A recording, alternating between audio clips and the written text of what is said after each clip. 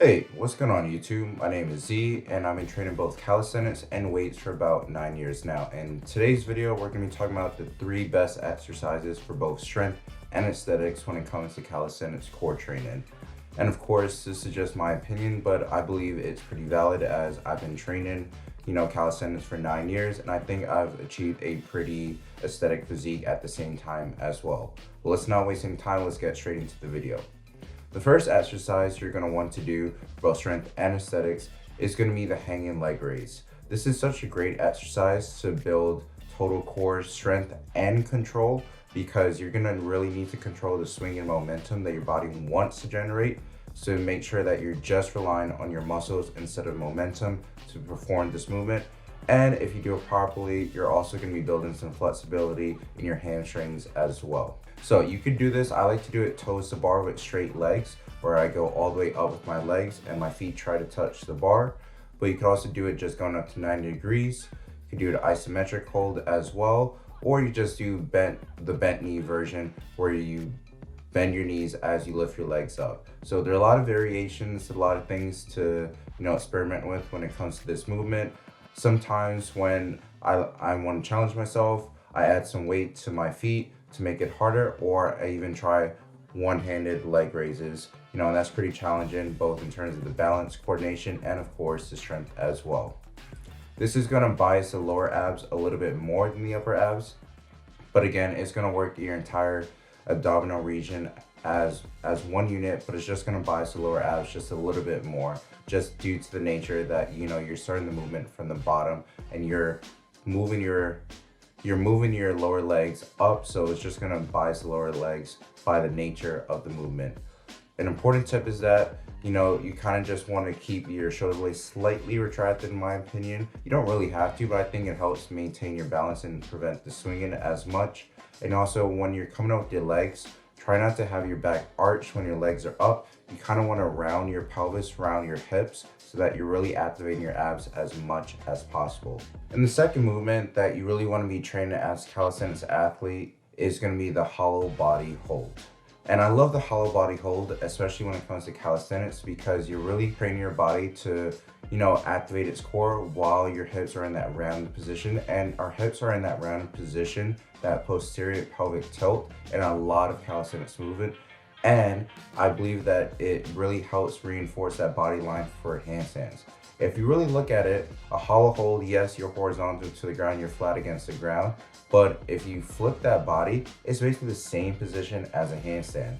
And because of this, I love to do hollow holds with some sort of PVC pipe, some sort of bar, because when I'm in that overhead position, I'm using active flexion, active flexibility in my lats to push my arms and to make it even harder. And this just improves my body line when it comes to handstand training as well. An important tip for this is to make sure your lower back is pressed into the ground the entire time. If you were to have a piece of paper between your lower back and the ground, it should be tight under there. No one should be able to pull that piece of paper out from underneath the lower back. So there should be no arch, no space whatsoever between your lower back and the floor.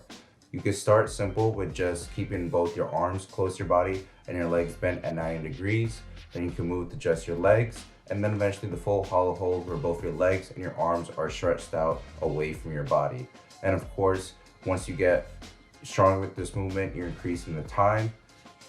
Try to add in that PVC pipe, some sort of bar, so that you could really activate that active flexibility in your lats. And then this would have huge carryover to the handstand, in my opinion. And of course, to end the video, I highly recommend that you start training dragon flags if you're not doing this already.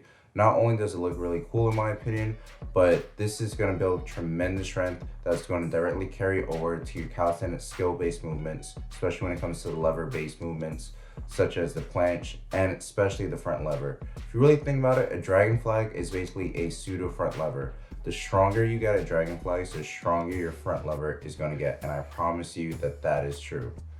I love to train it on the ground, but you can also do it on a pole, you can do it on a bench. There's so many ways to do your dragon flags, so many variations.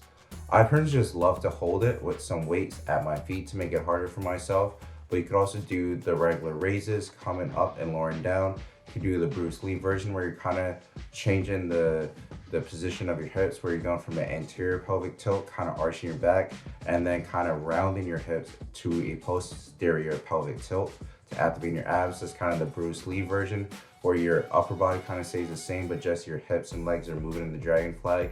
Could do kind of crunches where you're holding that position, but you bring your feet in and extend it out. You could do the hand move for king version, where you're doing flutter kicks. There's so many variations with dragon flags. Just find the one that you like.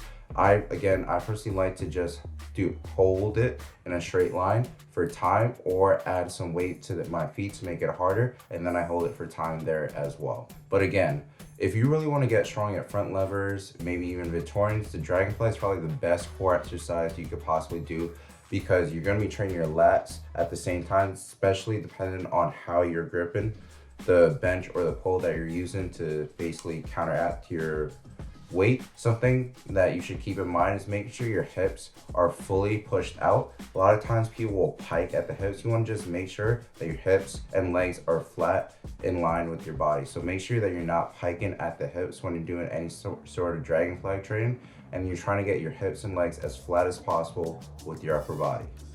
All right, that's it for this video. Let me know what you think, if you would choose 3 different exercises for both aesthetics and strength when it comes to calisthenics core training. And again, this is not an exhaustive list. There's so many more calisthenics core exercises, or just core exercises in general. But then again, this is just what I think are the 3 best and the most bang for your buck. Let me know if you have any questions or comments down below, and feel free to like and subscribe to this video.